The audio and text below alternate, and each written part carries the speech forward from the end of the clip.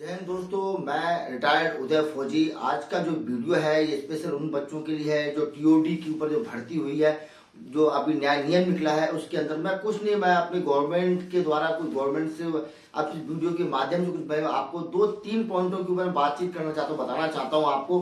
पहला जो पॉइंट है कि आपने 2 साल से रुकी हुई भर्ती, पहला देखो बच्चे जो गदर कर रहे हैं, आपको जो आज आप देख रहे हो, जो मेन कारण है उस पर 2 साल से आपने भर्ती को रोक के रखा था।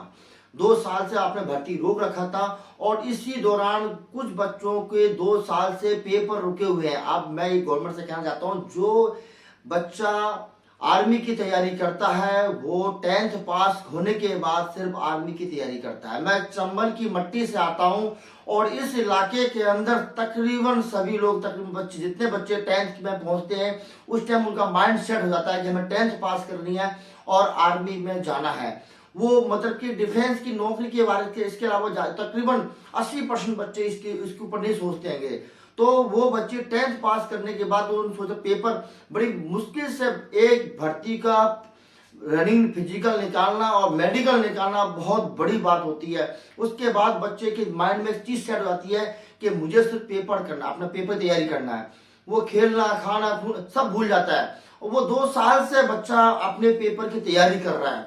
और तकरीबन जो आर्मी की भर्ती को जो भी देखते हैं उसमें मैं मानता हूं कि 99% लोग या तो फौजी के बच्चे होते हैं या किसान के बच्चे होते हैं, गरीब बच्चे होते हैं।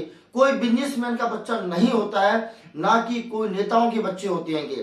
सिर्फ ये नॉर्मल लोग हैं। अगर आप इन लोगों को ही आप पहले किसान रोड पे आ गया, आप जवान भी सैनिक के जो बच्चे हैं या किसान के बच्चे हैं उनको आप रोड पे, अब उन्होंने तैयारी कर ली, फिजिकल मेडिकल पास हो रखा है, वो आस लगा के बैठे थे कि हमारा रिटर्न पेपर होगा।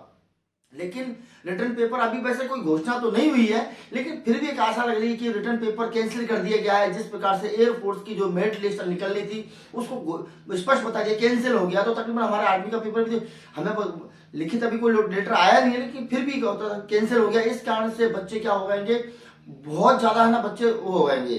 तो गवर्नमेंट से अपील है कि आप अपने नया नियम निकाला है, आप उनको टीओडी के अंदर ले लो, लेकिन उन्होंने फिजिकल मेडिकल पास कर रखा तो उनको तकरीबन कल उसमें तकरीबन क्या हो रहा है कि 2 साल से वेट कर रहे हैं और उनकी 21 साल उम्र हो चुकी है। 21 साल उम्र उनकी हो चुकी है। इस कारण से बच्चे क्या हो रहे हैं, बिल्कुल उनके अंदर ना मानसिक सोचने की शक्ति खत्म हो रखी है और बेचारे वो गदर कर रहे हैं। लेकिन बच्चों से मैं अपील करना चाहता हूँ कि बेट आप अपनी हक की लड़ाई लड़ो, लेकिन किसी गदर से नहीं होती। हक की लड़ाई का मतलब यह नहीं होता कि आप तोड़ फोड़ करो, रोड पे जाम लगाओ, पटरियां तोड़ो, रेलवे स्टेशन तोड़ो।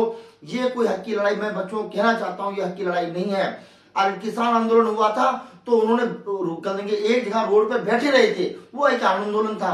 अगर महात्मा गांधी ने आंदोलन किया है तो एक जगह बैठ के उन्होंने आंदोलन किया है और अपनी बात को गवर्नमेंट तक पहुंचाया है। आप तो सिर्फ दौड़ रहे हो, आप तो वैसे जब फौज की तैयारी करते हो दौड़ रहे हो। अब यहाँ तोड़ दिया, फिर अगले चौराहे तोड़ रहे हो, फिर अगले स्टेशन तोड़ रहे हो, बसें तोड़ रहे हो। ये ऐसा गदर ना करें बच्चों, आपको कहना चाहता हूँ, इससे कुछ नहीं होगा। आप अपना भविष्य और खराब कर लोगे, क्योंकि आप इसको कानून को अपने हाथ में ले रहे हो। इसका मतलब आप एक अपराधी हो गए, फिर आप सैनिक की सेना में वैसे भी आप भर्ती नहीं हो सकते हो अगर आप अपराधी हो गए हो।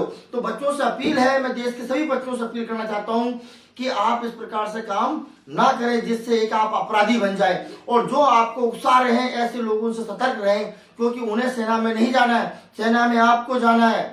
ये ध्यान रखना। जो आपको उकसा रहे हैं, जो एकेडमी वाले हैं जो उकसा रहे हैं, तो हम ये करते हैं वो करते हैं, धरना प्रदर्शन अलग चीज होती है, विद्रोह करना अलग बात होती है। दोनों में बहुत फर्क है, दोनों को फर्क को समझो। इसलिए चाहता हूं गवर्नमेंट से कि उन जैसे बच्चों को ध्यान रखा जाए और उनकी 21 साल उम्र हो चुकी है। अब जिनको अगर पेपर का मौका नहीं दोगे तो उनकी 21 साल उम्र हो चुकी, तो बच्चे क्या करेंगे। दूसरी बात है कि बच्चों को 17 साल से लेकर और 21 साल के जो बीच की अभी समय खत्म हो चुका है और इसके अंदर उनके पेपर आप नहीं लोगे तो उसकी एज तो खत्म हो चुकी है। दूसरा पॉइंट आ जाता है एज के ऊपर। पहले जो एज इसमें आर्मी की भर्ती में हमें मिलती थी 17.5 साल से लेकर 23 साल तक। अगर टूर ऑफ ड्यूटी के अंदर 10वीं क्लास के बच्चों को, आप 10वीं क्लास का बच्चा, अगर कभी कोई बच्चा क्या तकरीबन भर्ती, बहुत बच्चे ऐसे होते हैं जो 12th भी पास करते हैं, उनकी 19 साल एज हो चुकी होती है कि उसके बाद वो अभी सपोज को जो बच्चा पहले उसने 12th पास किया है, उसकी 19 साल उम्र हो गई है, 19 साल की उम्र में उसने 12th किया और 2 साल आपने भर्ती नहीं निकाली, वो 21 साल का हो गया है। वो बच्चा तो बोल रहा है कि मैं तो भर्ती नहीं देख पाया, मैं ओवर एज हो गया हूँ। ऐसे बहुत बच्चे, आपको सर्वे करना पड़ेगा इन ऐसे बच्चों के लिए जो बिल्कुल आपके इस निर्णय से बहुत बच्चे क्या है 50% बच्चे एकदम कट गएंगे। वो उन बच्चों को समझाने के लिए आपको एक बार फिर गवर्नमेंट को सर्वे करना पड़ेगा और थोड़ा ध्यान रखना पड़ेगा। ये क्योंकि बच्चे कोई दूसरे देश के नहीं, आपके बच्चे हैं और आप इन्हीं बच्चों की दुआओं से ही आप गवर्नमेंट में बैठे हो, इसलिए ध्यान रखो। बच्चों को थोड़ा एक सर्वे करो और देखो थोड़ा कि ये बच्चे 50% बच्चों का हमारे एक हाँ पहले क्या था, टूर ऑफ ड्यूटी का जो हमारे पहले नियम बनाया गया था कि आप गवर्नमेंट क्या करेगी, इसको पहले ट्रायल के रूप में देखेंगे। हमने पहले ये सोचा था कि आप कहते हैं टूर ऑफ ड्यूटी जो आएगी वो ट्रायल के रूप में आएगी, लेकिन ट्रायल के रूप में ना आते हुए अचानक क्या कर दिया गया, आपने इसको थोप दिया बच्चों को, अचानक पूरा एकदम कर दिया कि टूर ऑफ ड्यूटी लागू कर दिया आपने।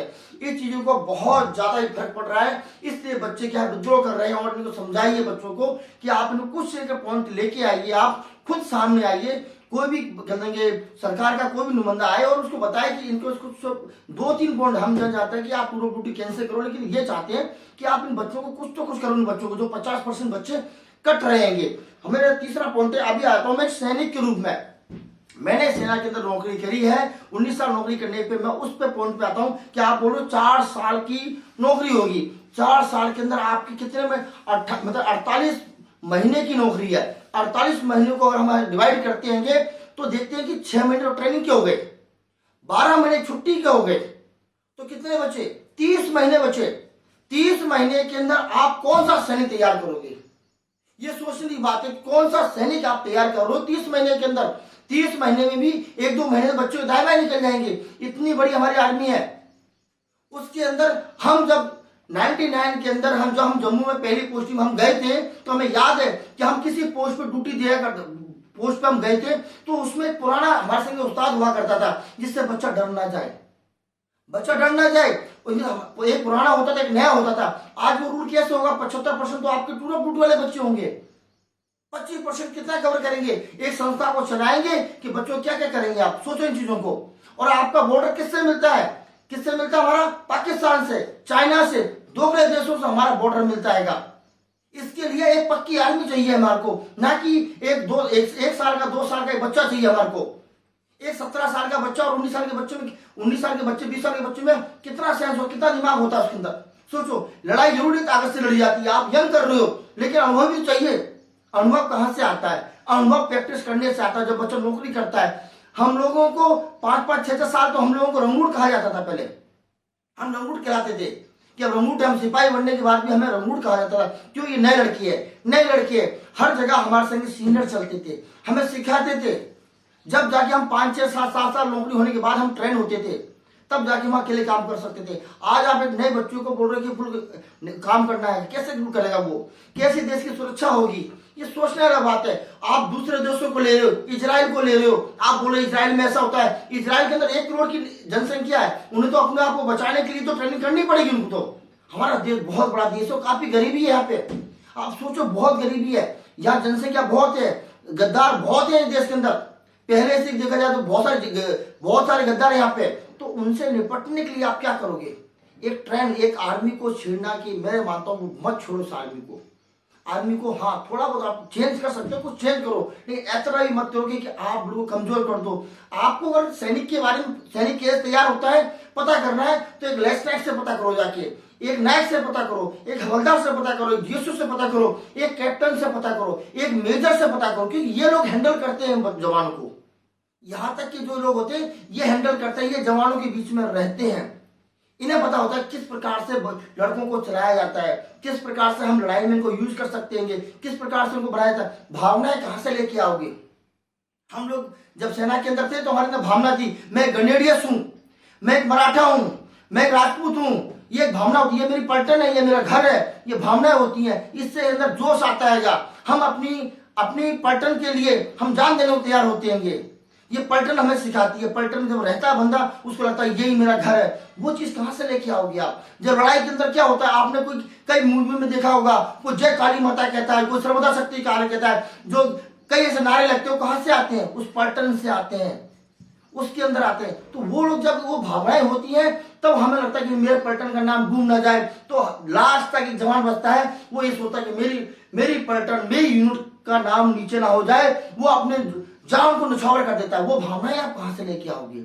लड़ाई में जरूरी नहीं है भावनाएं चाहिए होती है, देशभक्ति चाहिए होती है, वो कहां से लेके आओगे? अभी मानसिकता बच्चों के जो टोरे टूट जाएंगे, मानसिकता की यह हो जाएगी कि हमें तो बस 30 महीने नौकरी करनी और निकलना है यहाँ से। वो शुरू से जैसे एंट्री करेगा वो सोच हो जाएगी कि मुझे 12 लाख का पैकेज लेना है और नेक्स्ट के लिए मुझे करना है। वो कोई ड्यूटी नहीं करेगा। इन चीजों को थोड़ा एक पॉइंट है, बाकी टूडो टू के बहुत सारे और भी पॉइंट है, नेक्स्ट वीडियो हम कवर करेंगे। ये छोटे छोटे कुछ पॉइंट हैं, इनको पक्का समझें। और गवर्नमेंट से मेरी ये अपील है, यह अनुरोध है कि बच्चों को थोड़ा भविष्य का ध्यान रखते हुए थोड़ा तो आपको संशोधन, आप हमारी मेरी बात पे अगर सहमत नहीं है तो पक्का सर्वे करें। सर्वे आर्मी के अंदर भी करें, सर्वे सिविल के अंदर भी करें, दोनों सर्वे करें और थोड़ा बहुत चेंज करने की कोशिश करें। जय हिंद दोस्तों, भारत माता की जय।